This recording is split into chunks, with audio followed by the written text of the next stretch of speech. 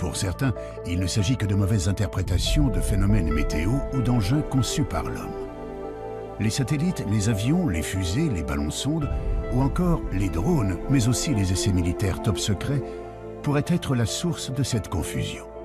Mais pour d'autres, il s'agit bel et bien d'engins venus d'autres mondes qui nous visiteraient depuis très longtemps. Pour les défenseurs de la présence d'OVNI dans notre ciel, la preuve pourrait se trouver dans notre passé, à une époque où aucune technologie humaine n'était présente dans le ciel ou l'espace. D'après eux, il existerait des archives contenant de véritables histoires de soucoupes volantes consignées dans les chroniques romaines. On trouverait aussi, au Moyen-Âge, la trace de vaisseaux aériens naviguant au-dessus des paysans en utilisant la foudre comme arme de destruction. Les chroniques de la Renaissance foisonneraient de rapports faisant état de fabuleuses apparitions dans le ciel. Des apparitions, pour certaines, clairement semblables aux observations modernes d'OVNI. Alors, qu'en est-il vraiment ? À travers cette enquête, nous allons découvrir que les archives recèlent d'extraordinaires documents. Le passé a bien été le théâtre de phénomènes aériens ou célestes marquants pour toutes les populations de notre planète. Des observations qui furent interprétées comme des apparitions divines, des présages, mais aussi comme d'effroyables signes du ciel.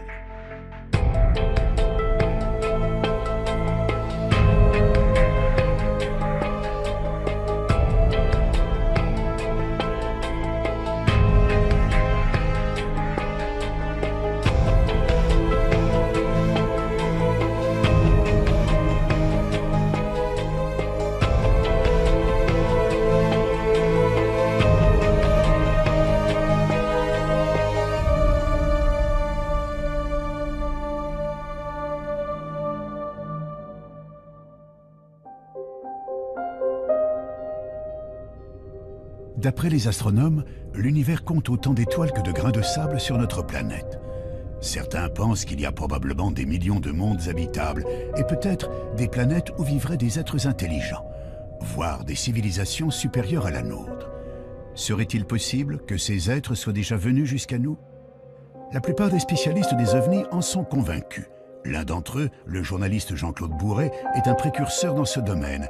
Depuis maintenant près de 40 ans, il enquête d'une manière rigoureuse sur le sujet. Même s'il a pu étudier des centaines de dossiers concernant les OVNI, il n'a jamais été le témoin direct d'une observation.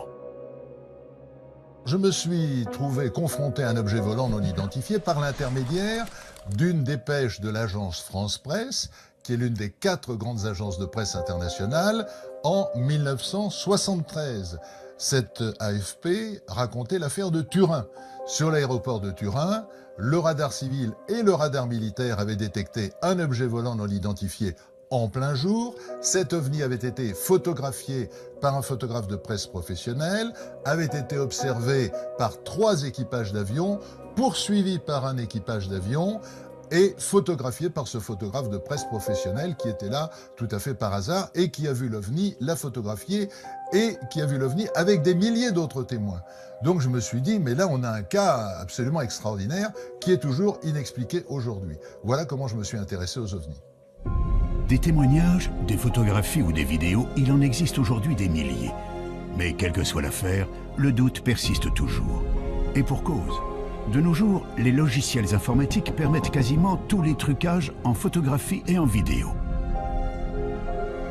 En imaginant que des centaines de témoins relatent la même observation, prennent des photos sous divers angles et qu'au même moment, des radars enregistrent des données précises, les sceptiques argumenteront notamment qu'il pourrait s'agir là d'essais militaires d'engins top secrets.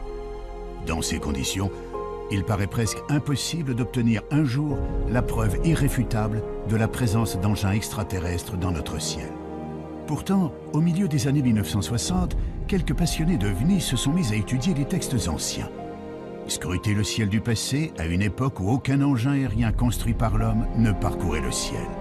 Pourrait-on trouver des descriptions d'OVNI dans les chroniques romaines ou médiévales? Évidemment, plus on remonte dans l'histoire des hommes, à des époques où la technologie moderne n'existait pas, il n'y avait pas d'avion, il n'y avait pas de ballon-sonde, il n'y avait pas de satellite artificiel. Quand les gens font des descriptions d'objets volants non identifiés, qu'ils n'appellent pas évidemment ovnis à l'époque, mais les signes mystérieux ou épouvantables ou effrayants vus dans le ciel, là on est bien obligé de dire qu'est-ce qu'ils ont vu.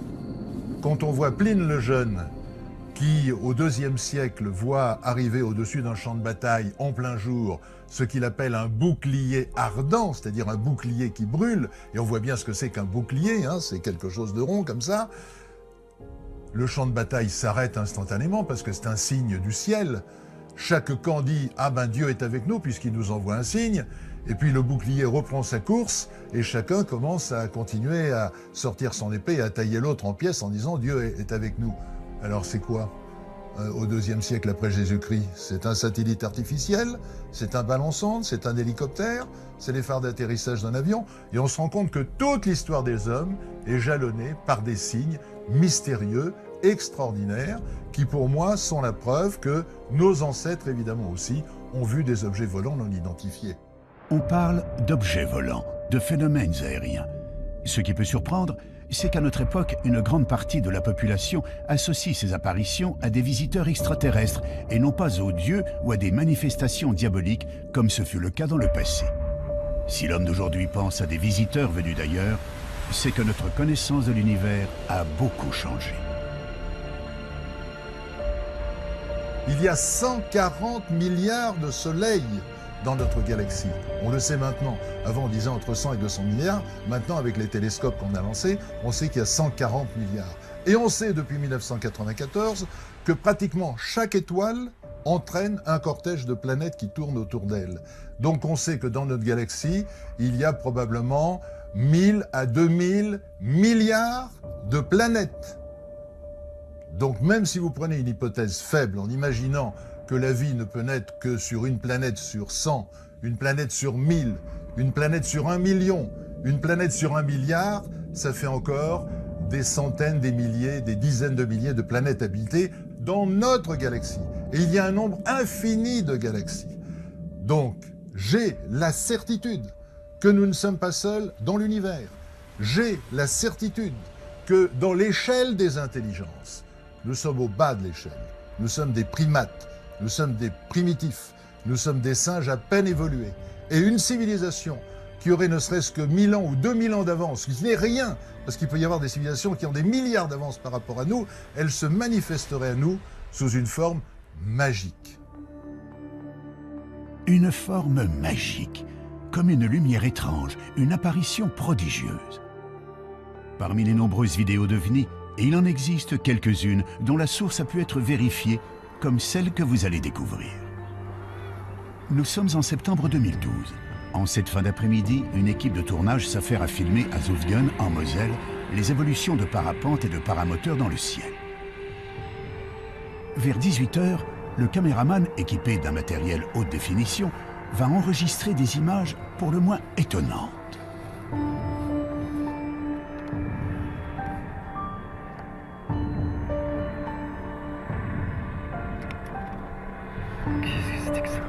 Qu'est-ce que tu fais? Je sais pas, un ovni. Je sais pas ce que c'est. Sur les agrandissements et au ralenti, quelques séquences laissent apparaître ce que beaucoup définissent comme une sorte d'ange. Il est facile d'imaginer que si cette étonnante observation avait eu lieu quelques siècles auparavant, la plupart des gens l'auraient perçue comme une apparition divine. Il faut d'ailleurs noter que les références à des phénomènes étranges dans le ciel se retrouvent dans toutes les religions. Certaines des descriptions bibliques pourraient d'ailleurs laisser penser à des observations d'OVNI. Si vous prenez un livre qui est reconnu par tout le monde, le Pentateuque, reconnu par les Juifs, par les chrétiens, par les musulmans, vous avez le livre du prophète Ézéchiel. Eh bien, j'incite les téléspectateurs à prendre une Bible, s'ils en ont une chez eux, à lire la première page du livre du prophète Ézéchiel. Que dit Ézéchiel? Il dit « Et je vis des visions divines, et voici que quelque chose descend du ciel, brillant comme de l'airain luisant, et voici une roue sur la terre, comme si une roue eût été au milieu d'une autre roue, avec des yeux tout autour de la jante de la roue qui est immense. Nous on dirait avec des hublots. Et voici des animaux qui descendent des roues, c'est-à-dire des êtres vivants, mais qui ne sont pas des êtres humains et qu'Ézéchiel appelle des animaux. Et les roues se déplacent et vont là où l'esprit des animaux veut qu'ils aillent. Donc c'est piloté, c'est clairement écrit dans la Bible.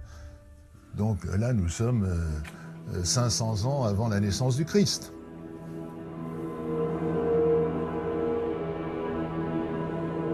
D'autres sources nous parlent de phénomènes célestes ou atmosphériques étonnants observés dans l'Antiquité, notamment dans les écrits d'un certain Julius Obsequens, auteur du Livre des Prodiges.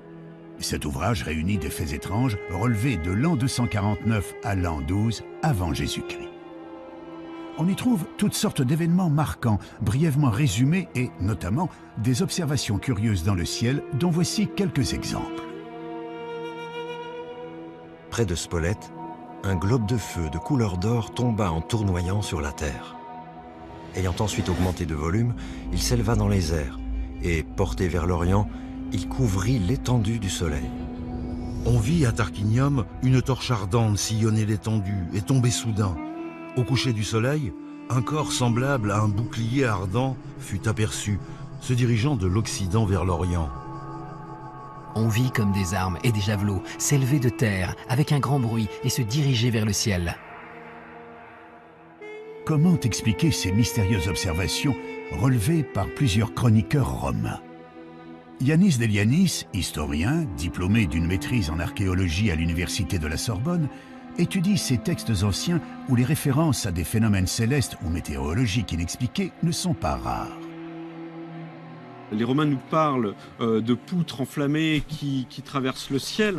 Ils nous parlent d'apparitions, ils nous parlent de globes de feu qui parfois ont des comportements étranges dans le ciel. On a un exemple chez Julius Obsequens d'une boule qu'il nous dit de couleur dorée qui serait descendue pratiquement au niveau du sol pour ensuite remonter. Ce sont des phénomènes qu'on s'explique mal aujourd'hui, qui pourtant sont rapportés de façon plus ou moins précise. Et malheureusement, on ne sait pas quoi en faire de ces observations, de ces rapports. S'il est possible que certaines de ces descriptions, comme les torches ardentes, les poutres enflammées ou les étoiles chevelues, citées dans les chroniques romaines, peuvent se rattacher à l'observation des météorites ou des comètes, il paraît plus difficile d'expliquer la vision d'une boule dorée se posant puis remontant vers le ciel ou d'un bouclier ardent parcourant l'horizon. Quand on parle d'un bouclier, est-ce qu'on implique que l'objet est lui-même métallique, comme on peut le voir pour certains témoignages de soucoupes volantes? Ça, on est bien embêté pour le dire aujourd'hui, parce que notre compréhension de ces termes-là est assez faible en réalité. On les rapproche d'une morphologie, la morphologie est évidente, Les Romains classifiaient leurs prodiges suivant une typologie morphologique, ils les classifiaient en fonction de la forme, mais qu'est-ce que ça représentait exactement? Là est toute la question. Les boucliers volants de l'Antiquité restent donc une énigme pour les historiens. On peut aussi s'interroger sur un autre fait surprenant de ces écrits vieux de 1800 ans. À leur lecture, on s'aperçoit que leurs auteurs ne cherchent jamais à expliquer l'origine de ces phénomènes, comme si cela les dépassait de très loin. Les Romains voyaient des choses dans le ciel qu'ils ne s'expliquaient pas forcément ou qu'ils tentaient d'expliquer par une rupture de l'équilibre de la nature. Donc ils cherchaient des interprétations. Et c'était peut-être ce qui les intéressait le plus en réalité, plus que le phénomène lui-même ou que sa nature, était de savoir ce qu'il fallait en faire et comment le comprendre, comment comprendre ces signes. C'est d'ailleurs l'un de ces signes qui marquera un tournant radical dans l'histoire de l'humanité. En effet, en l'an 312, Constantin, qui s'apprête à combattre pour le trône impérial de Rome, voit soudainement apparaître dans le ciel d'Italie une croix étrange, entourée d'un cercle. Il croit y reconnaître un symbole chrétien. Pour le futur empereur, c'est bien sûr un message. alors qu'il ne croyait pas au Dieu des chrétiens, il est désormais persuadé d'être protégé par le Christ.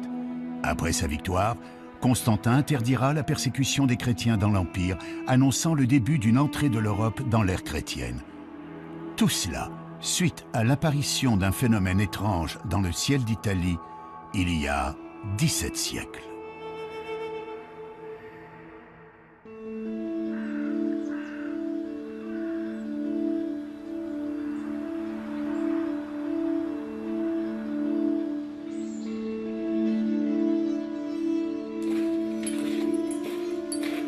Saint-Jacques-des-Arrêts.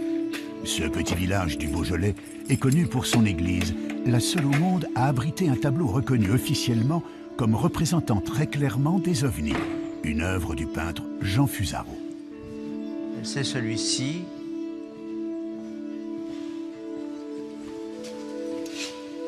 Alors Fusaro, sur le plan graphique, il faut parler du plan graphique aussi, il s'en donne à cœur joie, évidemment, qu'il y a une représentation de toutes les phases de l'histoire de Agobard. C'est tempestaire, le blé, le monde rural, la ruralité. Il y a même un petit hameau Beaujolais, là, derrière la croix, en bas, là.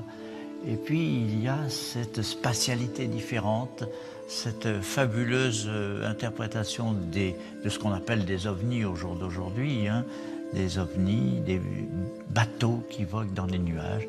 Alors, ce sont soit des bateaux, soit des soucoupes, soit des montgolfières, soit des cochons qui volent, soit des oiseaux qui volent. C'est tout à fait un monde où Fusaro se délecte d'abord, parce que c'est un peintre de la délectation.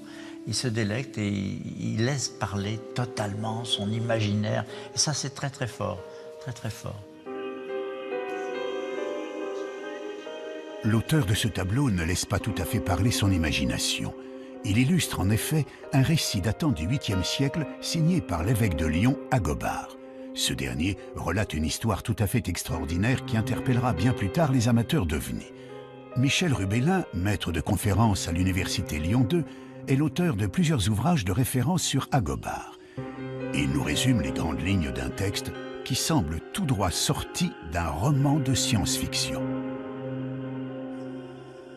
Alors, dans ce texte, Agobard nous raconte que dans la région qui est la sienne, c'est-à-dire la région lyonnaise, il y a une croyance qui est partagée par tout le monde. Cette croyance, c'est le fait qu'il y a des gens qu'il appelle les tempestaires, qui sont dotés de pouvoirs pour déclencher la grêle et le tonnerre. Et par conséquent, la grêle, ça veut dire détruire des récoltes, les détruire très rapidement. Et puis, il ajoute aussi qu'on croyait aussi dans l'existence de vaisseaux aériens venant d'un pays s'appelant la Magonie, et que de ces vaisseaux aériens descendaient des individus qui venaient récolter les récoltes détruites par la grêle. Détruites par la grêle, commandées par les tempestaires. Et qu'ils prenaient ces récoltes, ils les emmenaient dans leur vaisseau et qu'ils repartaient vers la Magonie.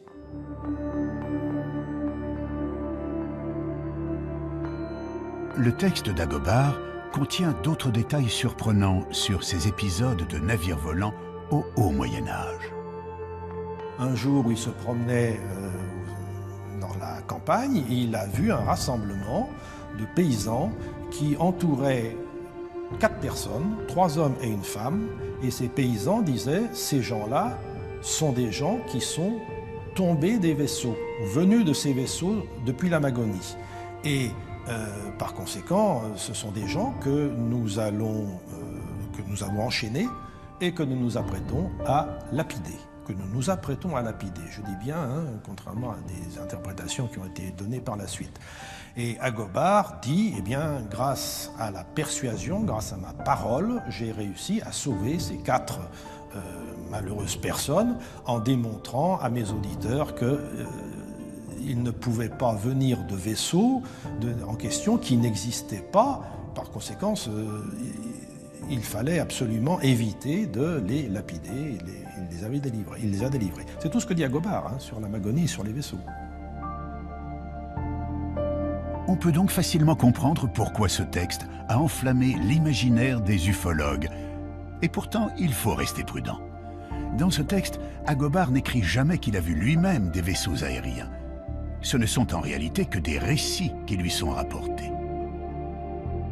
Cette histoire extraordinaire, unique en son genre, qu'on ne retrouve nulle part ailleurs dans les chroniques de cette période, ne serait en fait qu'une rumeur.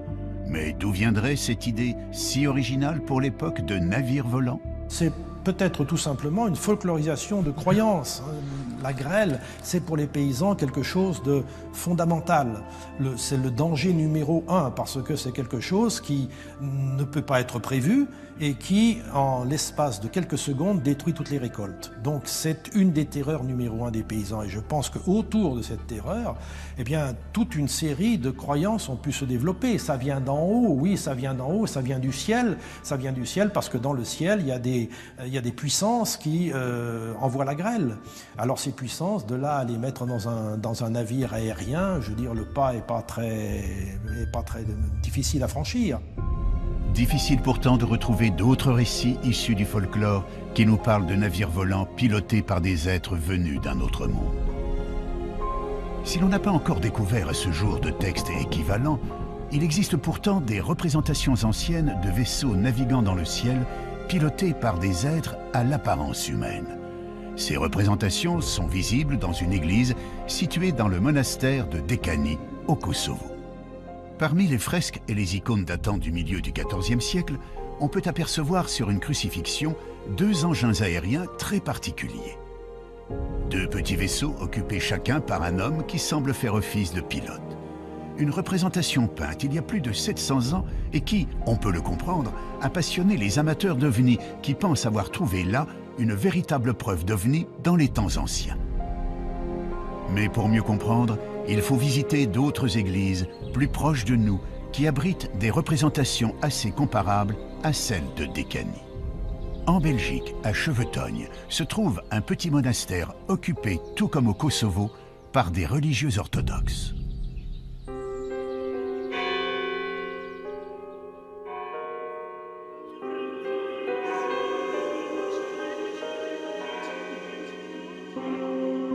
On peut y voir là aussi des fresques représentant des sortes de nefs volantes occupées par des formes humaines. On retrouve également des formes assez similaires aux vaisseaux de Dekani, des peintures représentant des objets aériens semblant parcourir le ciel et dans lesquels on perçoit des visages humains. Se pourrait-il que nous soyons là en présence d'une certaine symbolique religieuse? Il faut comprendre que dans l'iconographie orthodoxe, on est très sensible au texte biblique. Donc chaque fois qu'il y a une image qu'on voit, cette image, on voit au texte biblique. La fresque de Dekani concerne la crucifixion. Si l'on suit les évangiles, il est mentionné à plusieurs reprises que les ténèbres tombèrent sur Jérusalem de midi à 3 heures le jour de la crucifixion. Pour beaucoup, il s'agirait d'une éclipse. C'est donc pour symboliser cette éclipse que les artistes de Dekani ou de Chevetogne auraient fait figurer une lune et un soleil incarnés de chaque côté de la croix. Mais dans l'Église orthodoxe, cette représentation est plutôt rare. On a un cadre, donc il y a des règles strictes pour peindre tel ou tel saint ou telle scène biblique. Et on a des livres où c'est écrit avec beaucoup de précision. Pour telle scène, il faut faire ça, il faut faire ça, il faut faire ça. Donc, s'il y a des icônes ou des fresques où on peut voir, par exemple, des éléments qui paraissent bizarres, peut-être il faut se poser la question qui a réalisé cette fresque. Est-ce que c'est un vrai iconographe ou c'est un artiste qui a mis en jeu sa fantaisie?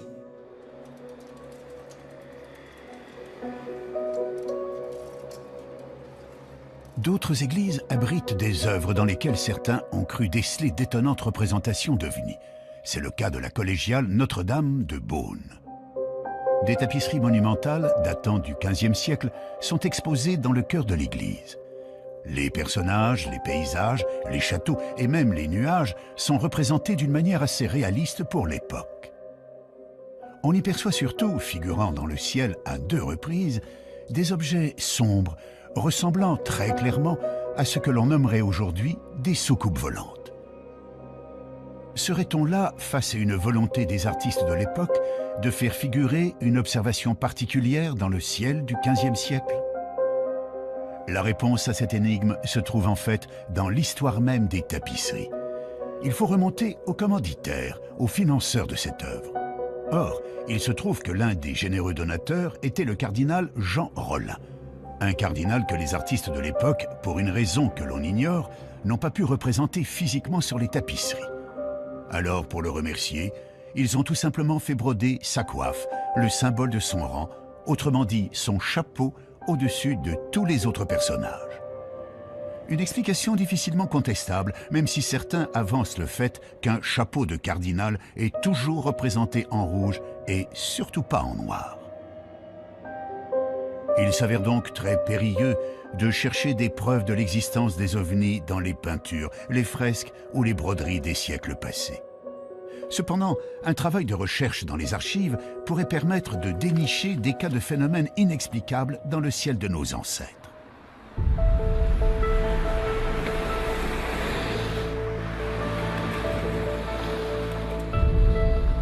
À Paris, au siège de Météo France, on trouve une bibliothèque très riche créée en 1878.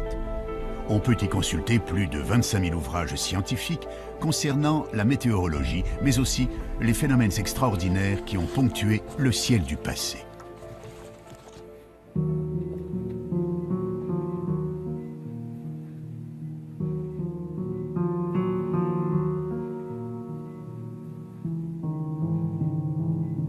On a la chance d'avoir une bibliothèque qui est très riche et ancienne. On a des livres à partir du XVIe siècle. Et donc on peut retracer un peu comme ça toute l'histoire des connaissances sur l'atmosphère. Et on retrouve dans ces livres les premiers, par exemple, les premières observations de gloire qui avaient été faites au XVIe siècle par Bouguer lors d'un voyage en Amérique du Sud pour mesurer le méridien de la Terre. Donc, disons, il y a des livres sur les aurores boréales aussi qui datent du XVIIe siècle. Enfin, tous ces phénomènes fascinent les hommes depuis extrêmement longtemps. L'un des plus anciens ouvrages conservés est un livre rare, souvent cité en référence par les ufologues, le Prodigorium Chronicon de Conrad Lycosthenes, un ouvrage du XVIe siècle en parfait état de conservation. Le livre de Lycosthenes, c'est un livre en latin, c'est le livre des prodiges, qui a été édité en 1557 et qui est une chronique depuis la création, depuis le déluge, d'un ensemble de phénomènes extraordinaires. Alors ces phénomènes extraordinaires peuvent concerner les animaux, alors ce sont des animaux avec deux têtes, mais dans la plupart des cas, ce sont des phénomènes naturels. Donc il y a un grand nombre d'inondations, justement de parélie, de halos. Il y a énormément de phénomènes lumineux dans l'atmosphère qui s'interprètent assez facilement. Puis il y a des choses plus... on se demande si c'est pas sorti de l'imagination de celui qui a écrit. Par exemple, on voit des bruits des armes dans le ciel, donc des bruits de bataille. On peut penser que ce sont des orages. Des tremblements de terre, enfin, on voit avec des villes qui sont avec des bâtiments qui sont détruits. Donc ce livre est très intéressant parce que chaque phénomène est daté. Et puis donc il y a un très grand nombre d'illustrations. Alors on se rend compte que ce sont des illustrations qui étaient des gravures au bois et que c'était un petit peu les mêmes illustrations qui resservaient plusieurs fois. Une nouvelle fois, l'auteur de cet ouvrage, tout comme le chroniqueur romain Julius Obsequens, fait donc état de prodiges extraordinaires observés dans le ciel depuis l'Antiquité. On y retrouve, illustrés, les fameux boucliers évoluant dans l'atmosphère, des soleils en pleine nuit, des torches ardentes et autres poutres flamboyantes. Mais à y regarder de plus près, il semblerait très envisageable que la majorité des cas représentés sur ces gravures trouvent aisément des explications météorologiques ou astronomiques. Pour les cas les plus étranges, il faut savoir que l'histoire des hommes a été marquée par des phénomènes cosmiques extraordinaires, mais tout à fait naturels. Des phénomènes qui ont très sûrement interpellé les chroniqueurs du passé. Il y a de temps en temps des phénomènes nouveaux et étonnants. Alors les comètes en font partie, brutalement dans le ciel. C'est une comète qui va rester quelques jours, quelques mois présente dans le ciel. Les chutes de météorites, c'est autre chose. Alors, ou bien c'est une étoile filante dans le ciel, ou bien c'est vraiment une explosion, ou bien c'est vraiment une onde de choc, ou c'est vraiment un cratère à l'arrivée, notre phénomène. Il y a un autre phénomène intéressant qu'on n'a pas vu depuis quelque temps, qui est une supernova. Qu'est-ce que c'est qu'une supernova? C'est une étoile qui, après avoir fabriqué des éléments comme l'oxygène, l'azote, le chlore, le fer, explose. C'est-à-dire, elle s'effondre sur elle-même et rebondit, ça explose. Et entre parenthèses, ce sont des phénomènes essentiels, puisque c'est le mécanisme par lequel nos atomes dans notre corps sont formés. Tout ce que vous avez dans votre corps, c'est-à-dire un peu de chlore, un peu de magnésium, un peu de calcium, etc. et autres, a été fabriqué un jour dans une étoile qui n'est pas le Soleil et qui a explosé. Et un tel phénomène est spectaculaire, parce que l'étoile, quand elle explose, elle devient pratiquement aussi lumineuse que toute la galaxie, c'est-à-dire aussi lumineuse qu'un milliard d'étoiles. Ce qui veut dire que cet objet est l'objet le plus brillant du ciel. Vous le voyez évidemment la nuit, c'est le plus brillant, mais en même temps, vous le voyez le jour. Il est tellement brillant qu'on le voit de jour. Ah, il est moins brillant que le soleil, d'accord. Mais vous voyez cette étoile nouvelle que vous ne pouvez pas ignorer, qui va durer 20 jours, 30 jours, maximum 100 jours, qui apparaît brutalement et qui ensuite disparaît lentement. On peut en effet largement concevoir qu'une supernova, l'explosion d'une météorite ou l'apparition soudaine d'une nouvelle étoile dans le ciel, ait pu frapper l'esprit de nos ancêtres. Quand un phénomène nouveau apparaît, il y a ceux qui imaginent je ne sais quelle histoire complètement stupide, je dirais même obscurantiste, et puis il y a ceux qui réfléchissent. Et il y a déjà plus de 2000 ans, Lucrèce, qui observait les comètes comme ses contemporains, s'était dit « je ne comprends pas ce que c'est que les comètes, mais si on étudie ce phénomène, et si on réfléchit, on le comprendra. Et un jour viendra où nous comprendrons ce qu'est ce phénomène, qui est un phénomène naturel probablement. Vous voyez ce que disait Lucrèce il y a 2000 ans. Puis en même temps, certains écrivaient je ne sais quelles histoires rocambolesques sur le sujet. Si de nombreux phénomènes astronomiques étaient connus et étudiés dans l'Antiquité, il semble pourtant que les Grecs, comme les Romains, aient été les témoins de curieuses apparitions. Que pensent les astronomes d'aujourd'hui de ces boucliers ardents ou du cas de ce globe doré qui remontait vers le ciel? Ce genre de phénomène, ça se rattache à ce qu'on appelle la fragilité du témoignage humain. C'est-à-dire, en gros, quand vous assistez à quelque chose, n'importe quoi, un accident, un phénomène, et on vous demande de témoigner. Eh bien, en fait, ce qui se passe, c'est que vous avez vu, votre cerveau l'interprète. Et votre cerveau l'interprète en fonction de son éducation. Et donc, on a fait cette expérience une fois à Nice, je me souviens, à l'Observatoire de Nice, où le 3e étage d'une fusée soviétique retombait dans la Méditerranée. Et on a dit aux gens, décrivez-nous ce que vous avez vu. Et les gens racontaient leur imagination. Certains, ils mettaient des hublots dans la fusée en question, certains, ils racontaient les bandes dessinées qu'ils avaient vues, ce qu'on avait raconté à côté. Autrement dit, le témoignage humain est relatif à l'éducation que vous avez eue. Donc il est tout à fait naturel que n'importe quel phénomène céleste ou terrestre, vu pour la première fois par quelqu'un, soit considéré comme magique, soit considéré comme extraordinaire. Et on a là des contes qui finalement nous montrent la richesse de l'imagination humaine.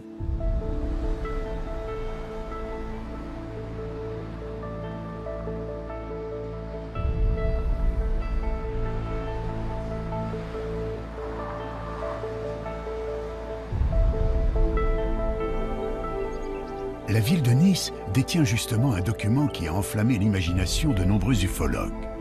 Le document en question se trouve aux archives communales et il renfermerait l'un des cas les plus énigmatiques d'OVNI dans le passé.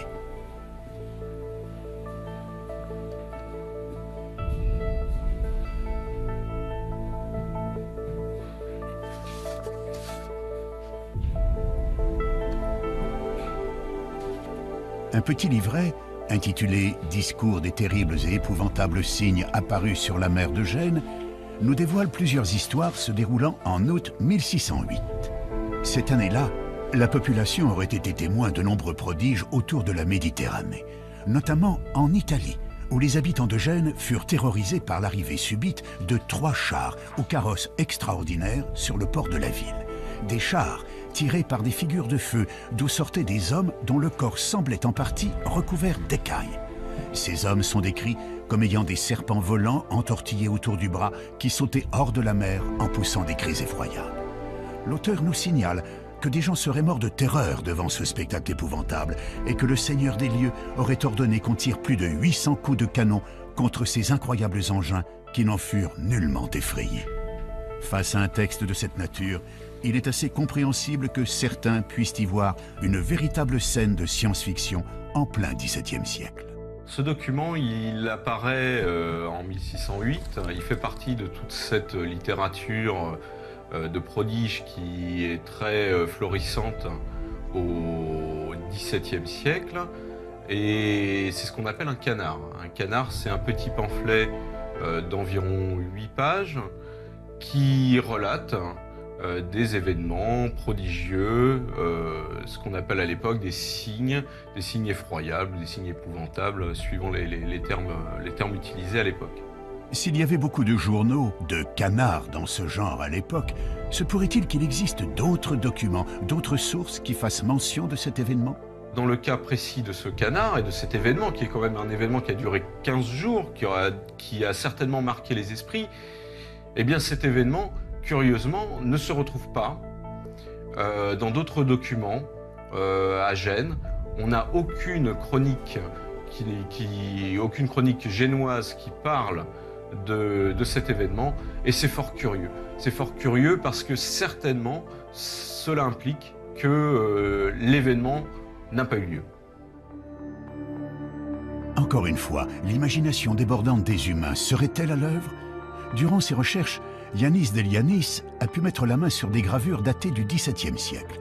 On y voit des représentations de navires étrangement décorés, tirés par des sortes de dragons et entourés de personnages mi-hommes, mi-poissons, tenant dans leurs mains ce qu'on pourrait prendre pour des serpents volants.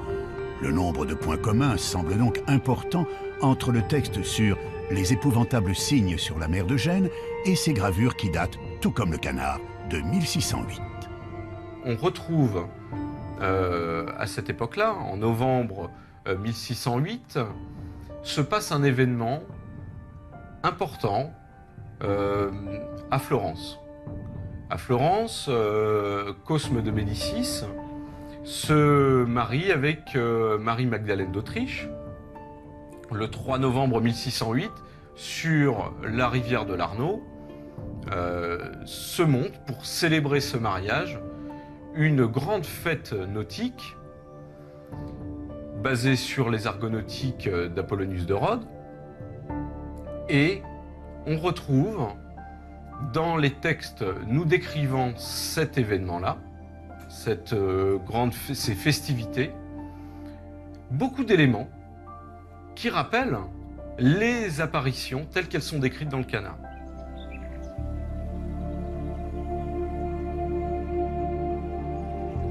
D'après Yanis, le livret en question fut édité en décembre 1608. Mais pourquoi l'auteur du feuillet sur les épouvantables signes situerait l'événement en août 1608 et non pas en novembre? Et pourquoi dans le port de Gênes et pas à Florence? Je soupçonne l'auteur du canard d'avoir déplacé sciemment le lieu de l'événement de Florence à Gênes pour couvrir ses traces, simplement. Ça arrive assez souvent dans la littérature de prodige. On réchauffe parfois les histoires, on change les dates, on change les lieux et on ressort la même histoire. C'est assez classique. Et là, on a peut-être un exemple également de ce genre de technique utilisée par les auteurs des canards. Falsification, témoins influencés par leur culture ou leur imagination, mauvaise interprétation de symboles religieux ou de phénomènes naturels, il paraît donc très difficile de trouver la preuve irréfutable d'observation d'ovnis dans les archives. Difficile, mais pas impossible. Il existe en effet quelques cas troublants qui ne trouvent aujourd'hui encore aucune explication valable. C'est le cas d'une observation faite à Hambourg en 1665 par un astronome et écrivain polonais. Dans le Theatrum Cometicum de Stanisław Lubieniecki, on retrouve plusieurs gravures qui représentent pour la plupart des comètes. Parmi celles-ci, une gravure particulière ne représente pas une comète. L'auteur est également l'observateur de ce phénomène. Il l'observe de chez lui. On voit sur la gravure qu'il a même marqué l'emplacement de l'observation, c'est-à-dire sa maison, son grenier. Il observe le phénomène de chez lui et l'auteur, qui est rompu à l'observation des comètes, il vient d'en observer une la même année, quelques mois plus tôt en avril, voit ce phénomène apparaître au-dessus de sa ville on est en juillet. Il observe donc un autre phénomène qui pour lui n'est pas une comète.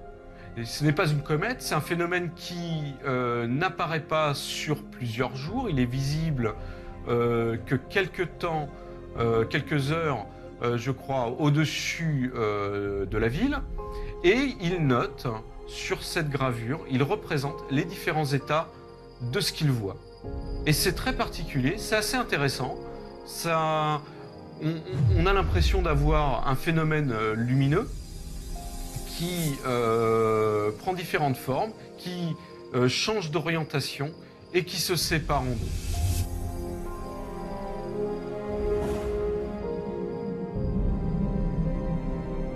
Difficile cette fois de remettre ce témoignage en cause ou d'y trouver une explication naturelle connue.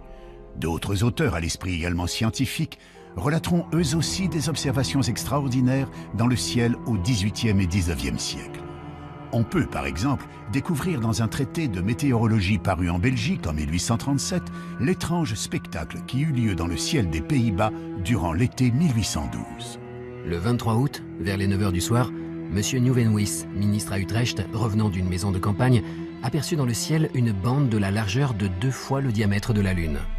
Au commencement, elle parut formée de quelques traits de feu parallèles, qui allaient en se rapprochant puis se réunissaient. La lumière augmenta par degrés, la bande devint rouge de feu, et le milieu comme le fer incandescent. Et il s'en élança des rayons enflammés, qui à 3 reprises différentes s'épanouirent et se contractèrent en se dirigeant vers le nord. Tout à coup, il en partit un corps semblable à une étoile rouge de feu. En peu d'instants, elle devint grande comme la moitié de la Lune. Sa lumière devint étincelante et presque aussi éclatante que celle du soleil couchant. Ce globe retourna alors dans le milieu de la bande dont il était sorti. Il a ensuite poursuivi sa route au-delà, et son éclat s'affaiblit en raison de la distance. Là encore, ce phénomène observé aux Pays-Bas il y a plus de 200 ans reste une affaire totalement inexpliquée.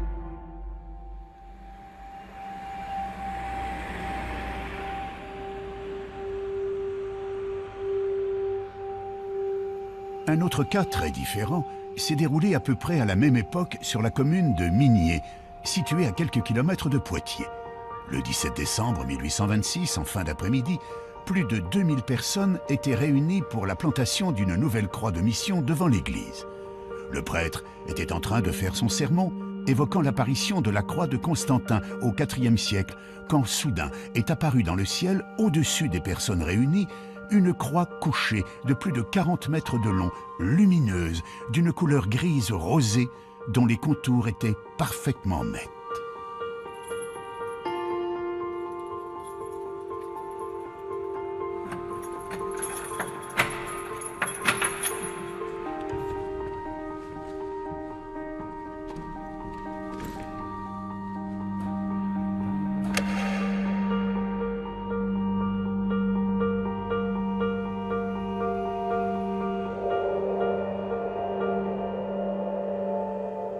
C'est pendant qu'il parlait de cette victoire de la croix que brusquement les gens ont été détournés, ne l'ont plus écouté. Il a essayé de parler plus fort et son confrère a dû intervenir en lui disant « mais cessez de parler de l'apparition à Constantin, regardez ce qui se passe ». Et c'est là qu'il y avait une grande croix lumineuse qui était apparue dans le ciel, mais une croix couchée, sans Christ dessus, une croix lumineuse couchée. L'émotion fut immense. La plupart des gens présents se mirent à pleurer, à crier, mais surtout à prier. Cette croix gigantesque, située seulement à une 60aine de mètres au-dessus de leur tête, était silencieuse, immobile et surtout d'une netteté parfaite, diront les témoins. Ces gens, pour la plupart des paysans qui avaient donc l'habitude des phénomènes naturels, n'ont a priori pas pu confondre cette apparition avec un nuage à la forme particulière. D'ailleurs, les rapports de l'époque font état d'un ciel parfaitement clair ce jour-là. La croix resta en place durant plusieurs dizaines de minutes. Elle était restée très figée, très fixe, donc sans aucun mouvement. Et elle a disparu parce qu'après le prédicateur, évidemment, il avait perdu l'attention de ses fidèles. il ne lui restait plus qu'une chose, il a essayé d'entonner le chant « Vive Jésus, vive sa croix » qu'on chantait lors de ces plantations de croix, mais ça n'a pas trop bien marché, les gens étaient trop perturbés par cette croix apparue pour pouvoir chanter. Alors de guerre lasse, il a fait rentrer les gens dans l'église pour rendre grâce à Dieu.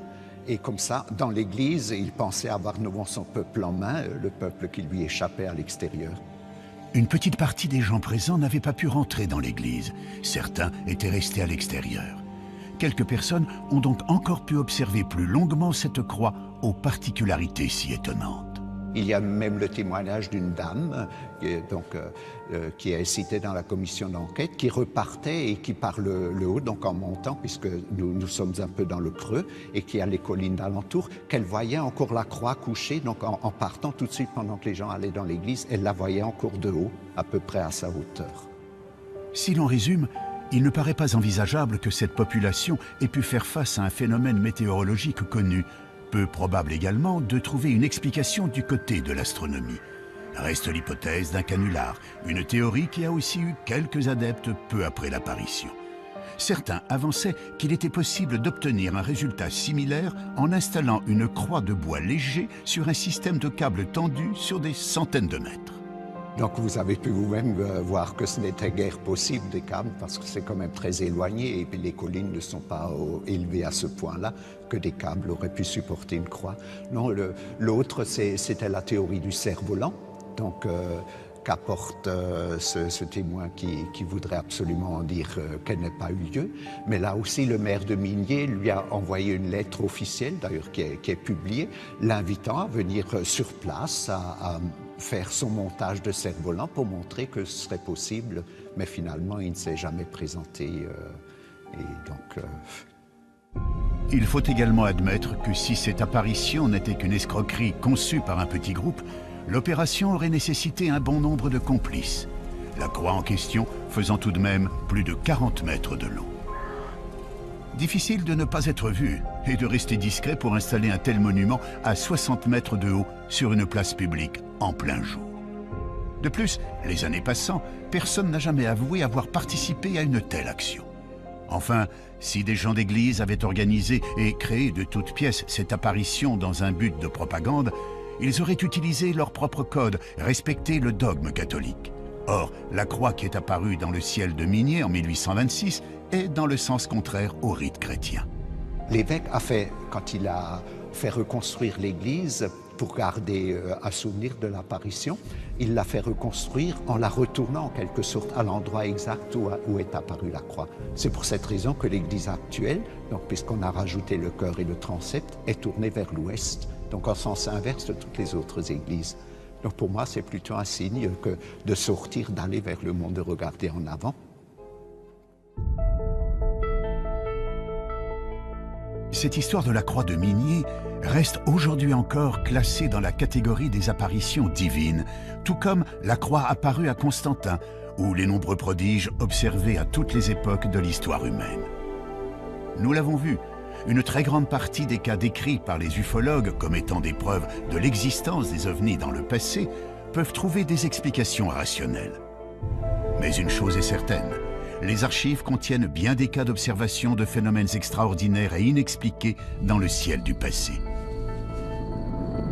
Toutes les civilisations qui furent témoins de ces prodigieuses apparitions y ont perçu un signe interprété comme magique ou divin. Aujourd'hui, à notre tour, nous interprétons ces signes en y voyant la présence de technologies venues d'autres planètes. Une croyance qui nous permettrait d'accréditer la thèse selon laquelle nous rentrerons un jour en contact avec une civilisation plus évoluée que la nôtre. Pour certains adeptes de la théorie extraterrestre, à travers les signes, les apparitions ou les prodiges du passé, les ovnis n'ont jamais cessé de nous envoyer un signal. Le signal magique de la présence d'autres civilisations dans l'univers. Mais ces civilisations auraient-elles vraiment un intérêt à communiquer avec nous? Est-ce qu'on communique avec la civilisation des fourmis? Est-ce qu'on communique avec la civilisation des abeilles? Est-ce qu'on communique avec un escargot? Vous imaginez un escargot, il pleut, il sort de sa coquille, il avance comme ça, et puis il y a quelque chose de vertical. Il monte, et c'est un piquet qui tient une glissière de sécurité d'autoroute. Il est au sommet, et puis avec ses deux petites antennes au bout duquel il y a les yeux, il regarde, il voit passer des lumières comme ça. Est-ce qu'il peut savoir ce que c'est qu'une voiture?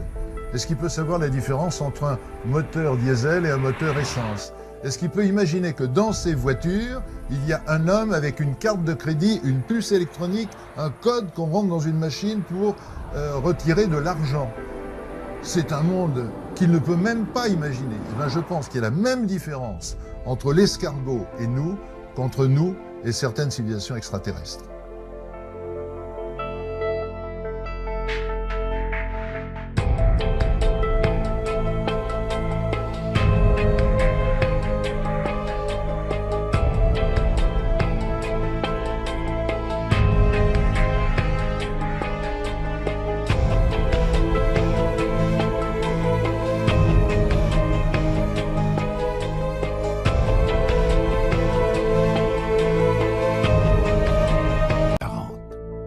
Pour certains, il ne s'agit que de mauvaises interprétations de phénomènes météo ou d'engins conçus par l'homme.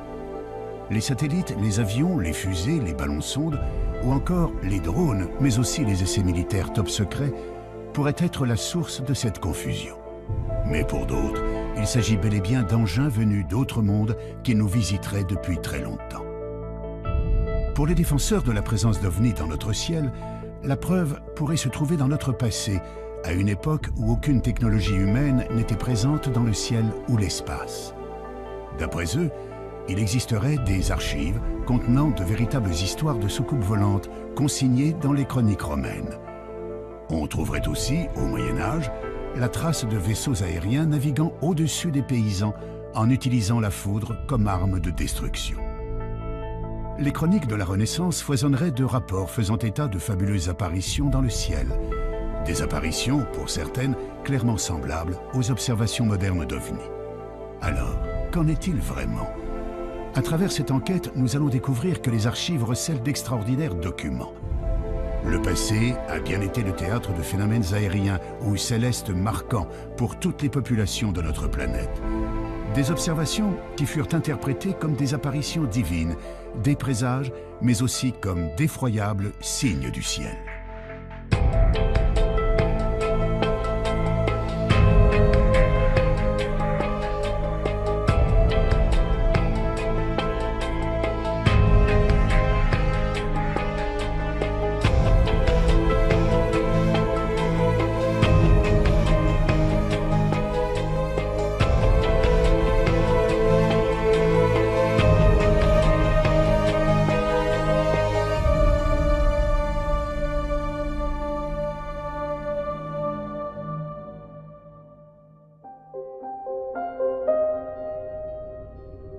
D'après les astronomes, l'univers compte autant d'étoiles que de grains de sable sur notre planète.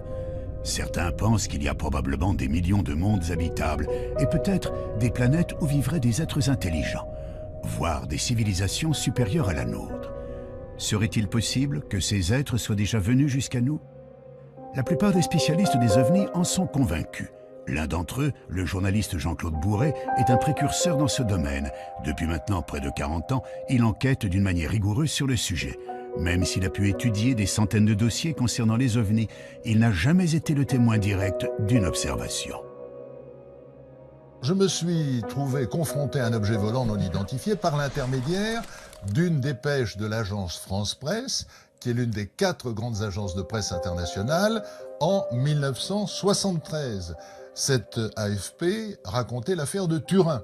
Sur l'aéroport de Turin, le radar civil et le radar militaire avaient détecté un objet volant non identifié en plein jour. Cet OVNI avait été photographié par un photographe de presse professionnel, avait été observé par 3 équipages d'avions, poursuivi par un équipage d'avion et photographié par ce photographe de presse professionnel qui était là tout à fait par hasard et qui a vu l'OVNI, l'a photographié et qui a vu l'OVNI avec des milliers d'autres témoins.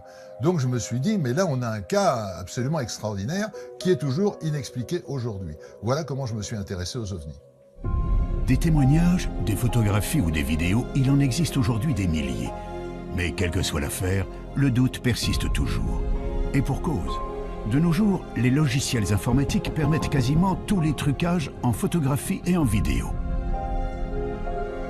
En imaginant que des centaines de témoins relatent la même observation, prennent des photos sous divers angles et qu'au même moment, des radars enregistrent des données précises, les sceptiques argumenteront notamment qu'il pourrait s'agir là d'essais militaires d'engins top secrets.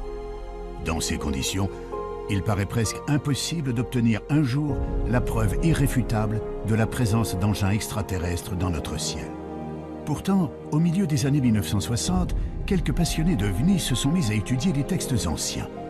Scruter le ciel du passé à une époque où aucun engin aérien construit par l'homme ne parcourait le ciel. Pourrait-on trouver des descriptions d'OVNI dans les chroniques romaines ou médiévales? Évidemment, plus on remonte dans l'histoire des hommes, à des époques où la technologie moderne n'existait pas, il n'y avait pas d'avion, il n'y avait pas de ballon-sonde, il n'y avait pas de satellite artificiel. Quand les gens font des descriptions d'objets volants non identifiés, qu'ils n'appellent pas évidemment ovnis à l'époque, mais les signes mystérieux ou épouvantables ou effrayants vus dans le ciel, là on est bien obligé de dire qu'est-ce qu'ils ont vu. Quand on voit Pline le Jeune, qui au IIe siècle voit arriver au-dessus d'un champ de bataille en plein jour ce qu'il appelle un bouclier ardent, c'est-à-dire un bouclier qui brûle, et on voit bien ce que c'est qu'un bouclier, hein, c'est quelque chose de rond comme ça. Le champ de bataille s'arrête instantanément parce que c'est un signe du ciel. Chaque camp dit « Ah ben Dieu est avec nous puisqu'il nous envoie un signe ». Et puis le bouclier reprend sa course et chacun commence à continuer à sortir son épée et à tailler l'autre en pièces en disant « Dieu est avec nous ». Alors c'est quoi au IIe siècle après Jésus-Christ? C'est un satellite artificiel, c'est un ballon-sonde, c'est un hélicoptère, c'est les phares d'atterrissage d'un avion. Et on se rend compte que toute l'histoire des hommes est jalonnée par des signes mystérieux, extraordinaires, qui pour moi sont la preuve que nos ancêtres, évidemment aussi, ont vu des objets volants non identifiés. On parle d'objets volants, de phénomènes aériens. Ce qui peut surprendre, c'est qu'à notre époque, une grande partie de la population associe ces apparitions à des visiteurs extraterrestres et non pas aux dieux ou à des manifestations diaboliques comme ce fut le cas dans le passé. Si l'homme d'aujourd'hui pense à des visiteurs venus d'ailleurs, c'est que notre connaissance de l'univers a beaucoup changé. Il y a 140 milliards de soleils dans notre galaxie. On le sait maintenant. Avant, on disait entre 100 et 200 milliards. Maintenant, avec les télescopes qu'on a lancés, on sait qu'il y a 140 milliards. Et on sait depuis 1994 que pratiquement chaque étoile entraîne un cortège de planètes qui tournent autour d'elle. Donc on sait que dans notre galaxie, il y a probablement 1000 à 2000 milliards de planètes. Donc même si vous prenez une hypothèse faible en imaginant que la vie ne peut naître que sur une planète sur 100, une planète sur 1000, une planète sur 1 million, une planète sur 1 milliard, ça fait encore des centaines, des milliers, des dizaines de milliers de planètes habitées dans notre galaxie. Et il y a un nombre infini de galaxies. Donc, j'ai la certitude que nous ne sommes pas seuls dans l'univers. J'ai la certitude que dans l'échelle des intelligences, nous sommes au bas de l'échelle. Nous sommes des primates, nous sommes des primitifs, nous sommes des singes à peine évolués. Et une civilisation qui aurait ne serait-ce que 1000 ans ou 2000 ans d'avance, qui n'est rien, parce qu'il peut y avoir des civilisations qui ont des milliards d'avance par rapport à nous, elle se manifesterait à nous sous une forme magique. Une forme magique, comme une lumière étrange, une apparition prodigieuse. Parmi les nombreuses vidéos d'OVNI, il en existe quelques-unes dont la source a pu être vérifiée, comme celle que vous allez découvrir. Nous sommes en septembre 2012. En cette fin d'après-midi, une équipe de tournage s'affaire à filmer à Zofgen, en Moselle, les évolutions de parapente et de paramoteurs dans le ciel. Vers 18h, le caméraman, équipé d'un matériel haute définition, va enregistrer des images pour le moins étonnantes.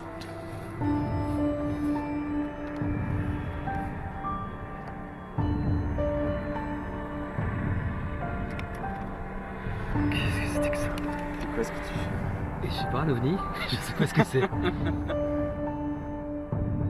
Sur les agrandissements et au ralenti, quelques séquences laissent apparaître ce que beaucoup définissent comme une sorte d'ange.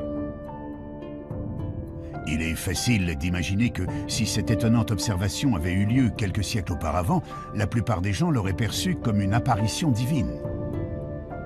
Il faut d'ailleurs noter que les références à des phénomènes étranges dans le ciel se retrouvent dans toutes les religions. Certaines des descriptions bibliques pourraient d'ailleurs laisser penser à des observations d'ovnis. Si vous prenez un livre qui est reconnu par tout le monde, le Pentateuque, reconnu par les Juifs, par les chrétiens, par les musulmans.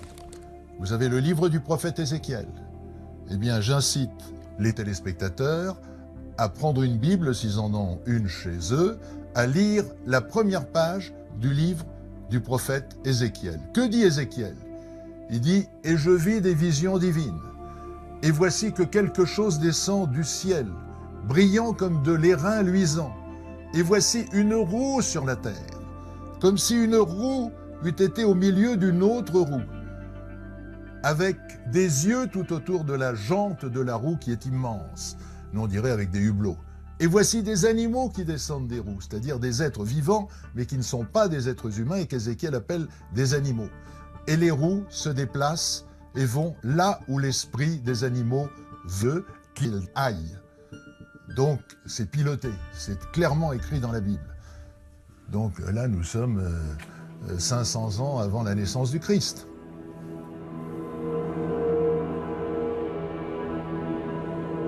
D'autres sources nous parlent de phénomènes célestes ou atmosphériques étonnants observés dans l'Antiquité, notamment dans les écrits d'un certain Julius Obsequens, auteur du Livre des Prodiges. Cet ouvrage réunit des faits étranges relevés de l'an 249 à l'an 12 avant Jésus-Christ. On y trouve toutes sortes d'événements marquants, brièvement résumés et, notamment, des observations curieuses dans le ciel dont voici quelques exemples. Près de Spolète, un globe de feu de couleur d'or tomba en tournoyant sur la terre. Ayant ensuite augmenté de volume, il s'éleva dans les airs et, porté vers l'Orient, il couvrit l'étendue du soleil. On vit à Tarquinium une torche ardente sillonner l'étendue et tomber soudain. Au coucher du soleil, un corps semblable à un bouclier ardent fut aperçu, se dirigeant de l'Occident vers l'Orient. On vit comme des armes et des javelots s'élever de terre avec un grand bruit et se diriger vers le ciel. Comment expliquer ces mystérieuses observations relevées par plusieurs chroniqueurs romains? Yanis Delianis, historien, diplômé d'une maîtrise en archéologie à l'université de la Sorbonne, étudie ces textes anciens où les références à des phénomènes célestes ou météorologiques inexpliqués ne sont pas rares. Les Romains nous parlent de poutres enflammées qui traversent le ciel. Ils nous parlent d'apparitions, ils nous parlent de globes de feu qui parfois ont des comportements étranges dans le ciel. On a un exemple chez Julius Obsequens d'une boule qu'il nous dit de couleur dorée qui serait descendue pratiquement au niveau du sol pour ensuite remonter. Ce sont des phénomènes qu'on s'explique mal aujourd'hui, qui pourtant sont rapportés de façon plus ou moins précise. Et malheureusement, on ne sait pas quoi en faire de ces observations, de ces rapports. S'il est possible que certaines de ces descriptions, comme les torches ardentes, les poutres enflammées ou les étoiles chevelues, citées dans les chroniques romaines, peuvent se rattacher à l'observation des météorites ou des comètes, il paraît plus difficile d'expliquer la vision d'une boule dorée se posant puis remontant vers le ciel ou d'un bouclier ardent parcourant l'horizon. Quand on parle d'un bouclier, est-ce qu'on implique que l'objet est lui-même métallique, comme on peut le voir pour certains témoignages de soucoupes volantes? Ça, on est bien embêté pour le dire aujourd'hui, parce que notre compréhension de ces termes-là est assez faible en réalité. On les rapproche d'une morphologie, la morphologie est évidente, Les Romains classifiaient leurs prodiges suivant une typologie morphologique, ils les classifiaient en fonction de la forme, mais qu'est-ce que ça représentait exactement? Là est toute la question. Les boucliers volants de l'Antiquité restent donc une énigme pour les historiens. On peut aussi s'interroger sur un autre fait surprenant de ces écrits vieux de 1800 ans. À leur lecture, on s'aperçoit que leurs auteurs ne cherchent jamais à expliquer l'origine de ces phénomènes, comme si cela les dépassait de très loin. Les Romains voyaient des choses dans le ciel qu'ils ne s'expliquaient pas forcément ou qu'ils tentaient d'expliquer par une rupture de l'équilibre de la nature. Donc ils cherchaient des interprétations. Et c'était peut-être ce qui les intéressait le plus en réalité, plus que le phénomène lui-même ou que sa nature, était de savoir ce qu'il fallait en faire et comment le comprendre, comment comprendre ces signes. C'est d'ailleurs l'un de ces signes qui marquera un tournant radical dans l'histoire de l'humanité. En effet, en l'an 312, Constantin, qui s'apprête à combattre pour le trône impérial de Rome, voit soudainement apparaître dans le ciel d'Italie une croix étrange, entourée d'un cercle. Il croit y reconnaître un symbole chrétien. Pour le futur empereur, c'est bien sûr un message. Alors qu'il ne croyait pas au Dieu des chrétiens, il est désormais persuadé d'être protégé par le Christ. Après sa victoire, Constantin interdira la persécution des chrétiens dans l'Empire, annonçant le début d'une entrée de l'Europe dans l'ère chrétienne. Tout cela suite à l'apparition d'un phénomène étrange dans le ciel d'Italie il y a 40. Pour certains, il ne s'agit que de mauvaises interprétations de phénomènes météo ou d'engins conçus par l'homme. Les satellites, les avions, les fusées,